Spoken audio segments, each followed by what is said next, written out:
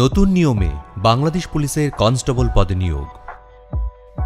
জাতির পিতা বঙ্গবন্ধু শেখ মুজিবুর রহমানের স্বপ্নের সোনার বাংলার জন্য কাঙ্ক্ষিত জনগণের পুলিশ বিনির্মাণের লক্ষ্যে মাননীয় প্রধানমন্ত্রী শেখ হাসিনার নেতৃত্বে 2025 সালের মধ্যে মধ্যমায়ের দেশ এবং ভিশন 2041 পূরণের মাধ্যমে 2041 সালে উন্নত বাংলাদেশের উপযোগী করে বাংলাদেশ পুলিশকে গড়ে তোলার প্রত্যয়ে স্বরাষ্ট্র মন্ত্রণালয়ের তত্ত্বাবধানে কনস্টেবল পদের বিদ্যমান নিয়োগের নিয়ম নীতির আধুনিকায়ন করে একটি সুসংহত পদ্ধতি প্রস্তুত করেছে বাংলাদেশ পুলিশ। এই পদ্ধতিতে নিয়োগ বিজ্ঞপ্তি প্রকাশের পর থেকে মোট 7টি ধাপ অনুসরণ করে একজন যোগ্য প্রার্থী বাংলাদেশ পুলিশের সদস্য হিসেবে নিয়োগ পেতে পারবেন। পদের সাথে সঙ্গতি রেখে বিভিন্ন যোগ্যতা ও শর্তাবলী উল্লেখ করে বাংলাদেশ পুলিশের কনস্টেবল পদে লোক নিয়োগের বিজ্ঞপ্তি প্রকাশ করা হবে। ওই বিজ্ঞপ্তিতে আগ্রহী প্রার্থীদের অনলাইনে রেজিস্ট্রেশনের জন্য আহ্বান জানানো হবে। অনলাইনে আবেদনপত্র পরবর্তীতে পুলিশ হেডকোয়ার্টার্স কর্তৃক নির্ধারিত নিয়োগ বিধি অনুযায়ী ওয়েব বেসড স্ক্যানিং করা হবে।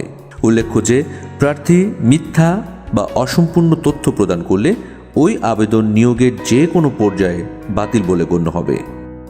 এজন্য আগ্রহী প্রার্থীদের সঠিক তথ্য প্রদানের জন্য বিশেষভাবে অনুরোধ করা হচ্ছে।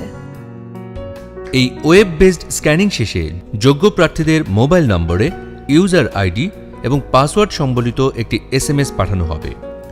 শারীরিক মাপ ও কাগজপত্র যাচাইকরণ এবং শারীরিক সক্ষমতা যাচাই পরীক্ষায় অংশগ্রহণের জন্য যোগ্য প্রার্থীদের অনলাইনে admit card for physical endurance test প্রদান করা হবে। যোগ্য প্রার্থীগণ A4 সাইজ কাগজে 2 কপি প্রিন্ট করবেন।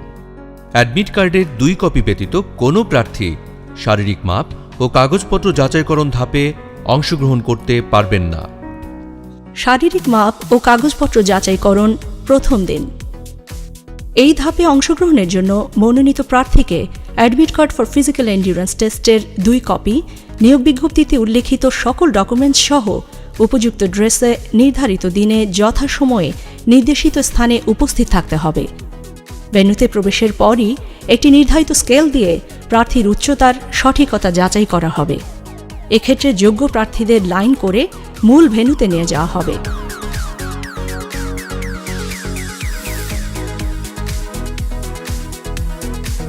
সেখানে বিজ্ঞপ্তিতে উল্লেখিত শর্তানুসারে প্রার্থীদের উচ্চতা, ওজন ও পুরুষ প্রার্থীদের ক্ষেত্রে বুকের মাপ পরিমাপ করা হবে। এরপর প্রার্থীর ডকুমেন্টস যাচাই করা হবে। শারীরিক মাপ ও ডকুমেন্টস যাচাইয়ের সঠিকতা পাওয়া প্রার্থীদেরকে যোগ্য হিসেবে ঘোষণা করে তাদেরকে শারীরিক সক্ষমতা যাচাই বা ফিজিক্যাল এন্ডিউরেন্স টেস্টে অংশগ্রহণের জন্য admit card for physical endurance টেস্টের 1 কপি প্রদান করা হবে।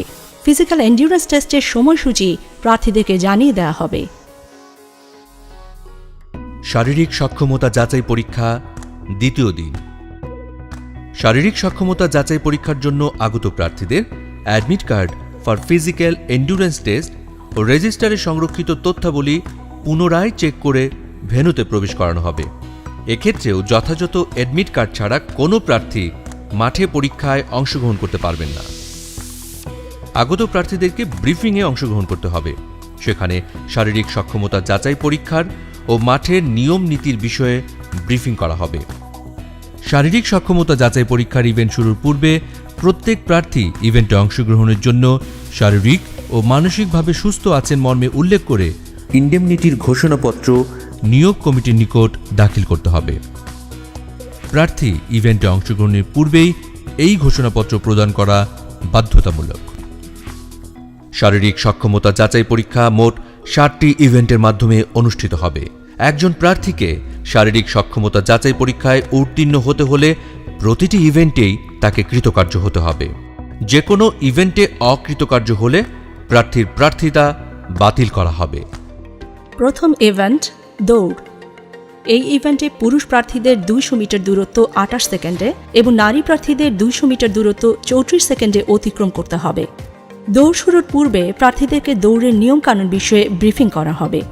দৌড়ের ক্ষেত্রে প্রার্থীকে চুনের দাগ বা চেক পয়েন্টের পেছনে সিটিং পজিশন নিতে হবে। কোনো প্রার্থী যদি চুনের দাগ স্পর্শ করেন কিংবা হুইসল ব্যতীত দৌড় আরম্ভ করলে সরাসরি ডিসকোয়ালিফাইড হবেন। এই ইভেন্টে উত্তীর্ণ প্রার্থীরাই পরবর্তী ইভেন্টে অংশগ্রহণ করার সুযোগ পাবেন। দ্বিতীয় ইভেন্ট পুশ আপ।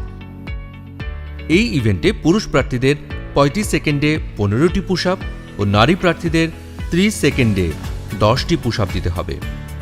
ইভেন্ট শুরুর আগেই প্রার্থীদেরকে পুশ আপ ইভেন্টের নিয়মকানুনের বিষয়ে ব্রিফিং করা হবে। পুশ আপে বডি, হেড, ব্যাক পার্ট এবং হিপ একই লেভেলে অর্থাৎ স্ট্রেট থাকতে হবে। হিপ ডাউন থাকবে, হাঁটু সোজা থাকবে এবং কোনো অবস্থাতেই মাটিতে স্পর্শ করবে না।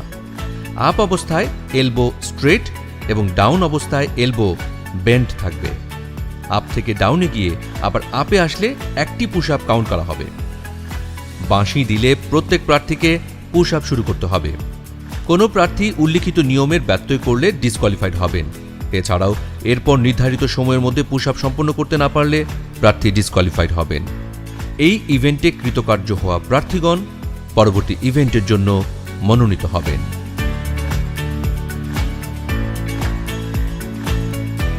তৃতীয় ইভেন্ট লং জাম্প। এই ইভেন্টে পুরুষ প্রার্থীদের কমপক্ষে 10 ফিট এবং নারী প্রার্থীদের কমপক্ষে 6 ফিট দূরত্ব জাম্প করে যেতে হবে। এই ইভেন্টের শুরুতেও প্রার্থীদের নিয়মকানুনের বিষয়ে ব্রিফিং করা হবে। প্রার্থীদেরকে অবশ্যই চুনের দাগের পেছন থেকে জাম্প করতে হবে। জাম্প করার সময় চুনের দাগ স্পর্শ করলে কিংবা অতিক্রম করলে প্রার্থী ডিসকোয়ালিফাইড হবেন।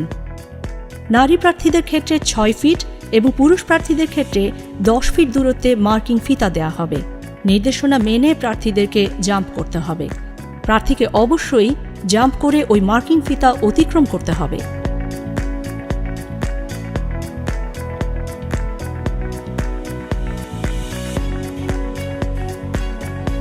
এক্ষেত্রে প্রার্থী মার্কিং ফিতা অতিক্রমে ব্যর্থ হলে ডিসকোয়ালিফাইড হবেন।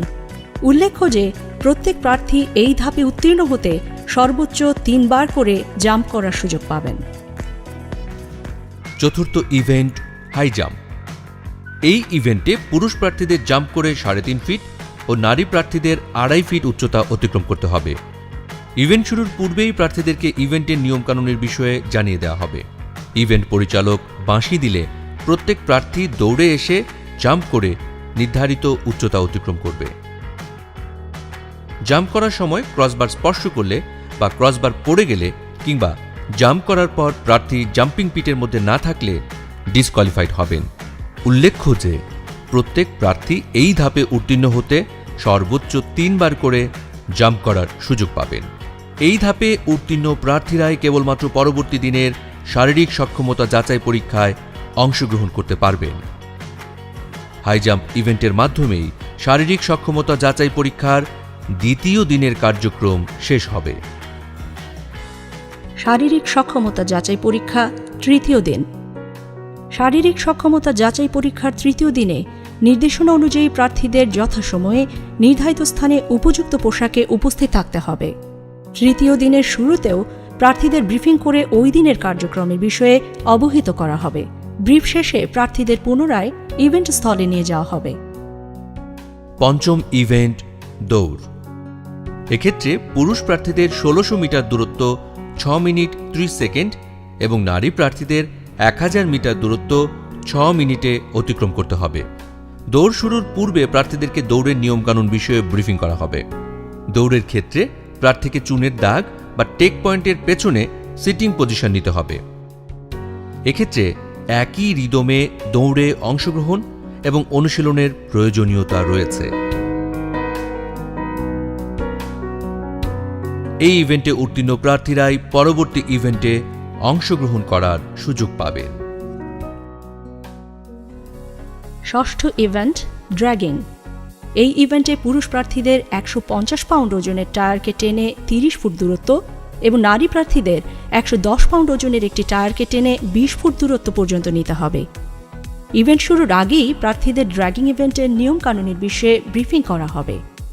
টায়ারের রশিকে কোমরের সাথে লাগিয়ে সামনের দিকে মুখ করে টেনে নিতে হবে। ড্র্যাগিং শুরুর বাঁশি দিলে প্রত্যেক প্রার্থী ড্র্যাগিং শুরু করবেন। এক নাগারে ড্র্যাগিং করতে হবে।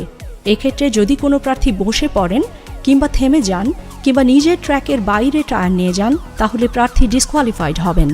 এছাড়াও দূরত্ব অতিক্রমে ব্যর্থ হলেও প্রার্থী ডিসকোয়ালিফাইড হবেন।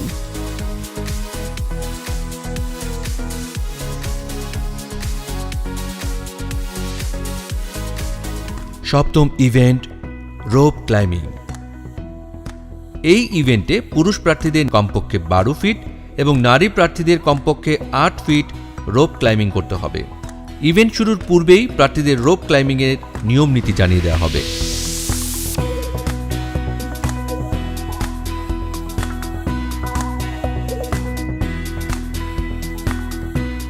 বাঁশি দিলে প্রার্থীরা রোপ ক্লাইম্বিং শুরু করবেন। প্রার্থী নির্ধারিত উচ্চতায় উঠতে ব্যর্থ হলে প্রার্থী ডিসকোয়ালিফাইড হবেন। এই ইভেন্টে উত্তীর্ণ প্রার্থীরা ফিজিক্যাল এন্ডুরেন্স টেস্টে চূড়ান্তভাবে নির্বাচিত বলে ঘোষিত হবেন। অতঃপর তাদেরকে সারিবদ্ধভাবে নারী ও পুরুষ কোটাভিত্তিক আলাদা আলাদাভাবে দাঁড় করানো হবে। তাদের তথ্যাদি পূরণের জন্য ফর্ম সরবরাহ করা হবে। পূরণকৃত ফর্ম, ফিজিক্যাল এন্ডুরেন্স টেস্টের কার্ড, সার্টিফিকেট, পাসপোর্ট সাইজের ছবি এবং অফেরতযোগ্য ব্যাংক চালান, বিজ্ঞপ্তিতে উল্লিখিত সকল ডকুমেন্ট সংগ্রহ করে পুনরায় যাচাই বাছাইপূর্বক উপযুক্তদের ডকুমেন্টস রিজার্ভ অফিসের হেফাজতে রেখে নিয়োগ বোর্ড সভাপতির স্বাক্ষরিত লিখিত পরীক্ষাসহ অন্যান্য সকল পরীক্ষার জন্য প্রবেশপত্র ইস্যু করা হবে।